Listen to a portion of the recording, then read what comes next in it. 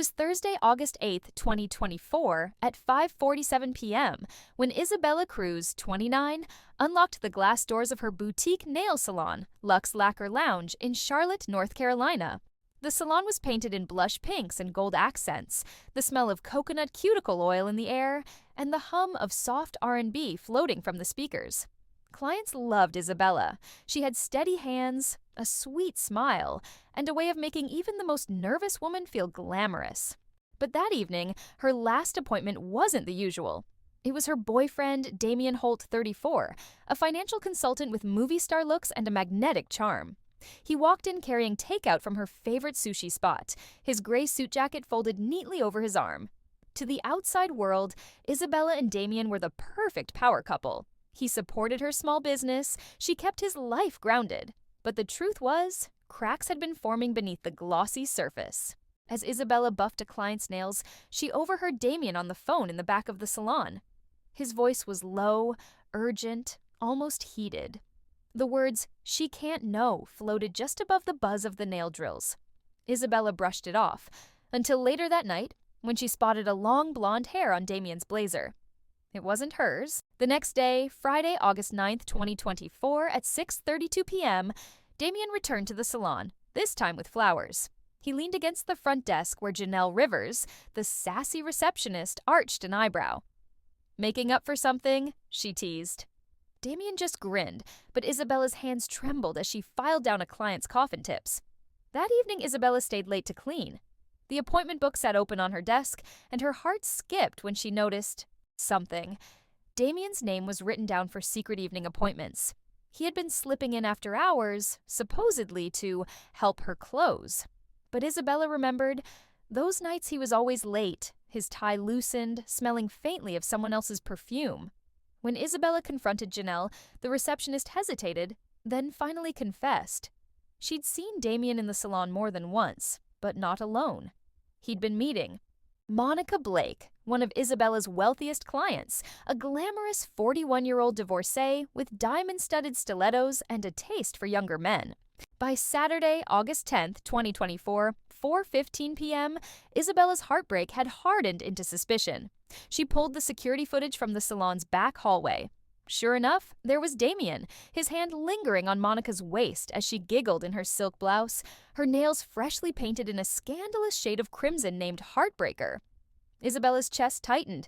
She had done those very nails just hours before, never realizing Monica was about to meet Damian in the shadows of her own salon. Betrayal stung sharper than acetone in a paper cut. But things took a darker turn that night when Monica failed to show up for her standing dinner reservation at the Fig Tree, an upscale restaurant near Uptown Charlotte. By morning, Monica's best friend reported her missing, and the last place she was seen alive, inside Lux Lacquer Lounge with Isabella and Damian.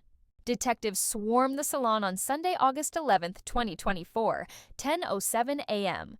They questioned Isabella in the middle of her powder pink reception area, the place that once symbolized her dreams, but now felt like a crime scene. Her hands shook as she swore she had nothing to do with Monica's disappearance. Damian, of course, was calm, collected, and too smooth, claiming Monica had simply been a business acquaintance. But the officers weren't convinced. Monica's purse was found in the alley behind the salon, lipstick tube still inside, her phone powered off. And the most chilling detail? Her freshly painted nails, that same blood-red shade, were chipped, as if she had clawed at something in her final moments. Isabella realized she wasn't just heartbroken anymore. She was trapped in a deadly love triangle, one that had already gone too far. And in the salon where polish shines and secrets drive fast, the truth about Damian's double life was about to shatter everything. By Monday, August 12th, 2024, 8:45 a.m., the police called Isabella back to the station for more questioning. They had pulled Damian's phone records and uncovered dozens of late-night calls to Monica. The messages weren't strictly business. They were intimate, laced with promises, and one chilling line from Damian. "She'll never find out." Isabella's stomach sank, realizing the she was her. The betrayal now had layers: love, lies, and maybe even murder. Meanwhile, the salon itself became a hotbed of gossip. Regular clients whispered while getting their gel fills, some taking bets on whether Isabella would be arrested, others speculating if Damian had framed her. Janelle, the receptionist, found herself caught in the middle, receiving texts from unknown numbers warning her to keep quiet about what you saw. The once glamorous Luxe Lacquer Lounge was now a stage where every manicure chair held secrets. That afternoon, detectives discovered something Monica had left behind: a silk scarf wedged between the cushions of the VIP pedicure chair. It wasn't just any scarf. It was smeared with foundation and a faint streak of blood. Isabella remembered Monica wearing it that night. The evidence placed Monica in the salon longer than Damien had admitted, meaning his timeline didn't add up. By Tuesday, August 13th, 2024, 11:19 p.m., Isabella couldn't sleep. She replayed every moment in her head: the flowers, the whispers, the crimson nails.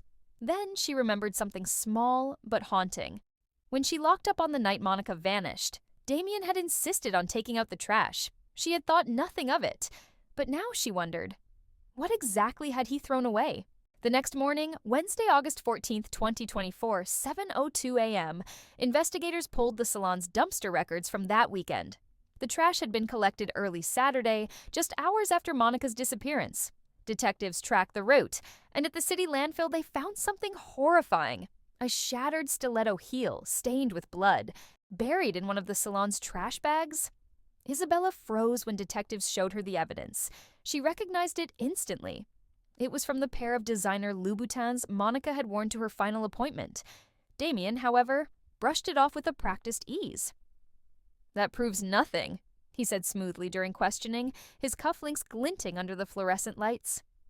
Monica was obsessed with appearances. Maybe she broke a heel at the salon. That doesn't mean she's dead. But Isabella could see through the act. He was too calm, too confident. Becoming your own nail tech at home is not only fun, but it's also one of the most affordable ways to keep up with your beauty routine without breaking the bank. With a few beginner-friendly tools and polishes, you can create salon-quality nails right at your kitchen table, saving both time and money. It's a creative outlet too, letting you experiment with different designs, colors, and trends while learning a skill that pays for itself. And for my girls who don't have the time to sit down and do it all, I'll be launching my very own line of press-on nails on TikTok Shop. They're perfect for busy women balancing work, kids, and everything else life throws at us, while still making sure our self-care and maintenance don't get neglected. These press-ons are affordable, stylish, and super easy to apply, giving you that salon look without the salon price. To the channel where mystery meets obsession, I break down chilling cases, shocking twists, and unsolved stories you won't stop thinking about. Disclaimer: the crime stories shared on this channel are fictional and created purely for entertainment purposes. Viewer discretion is advised, as the themes may still include sensitive or suspenseful content. Watch as I bring you thrilling tales. Well, thanks for watching. If you're new here, don't forget to hit that like button, subscribe, and tap the bell so you never miss an upload.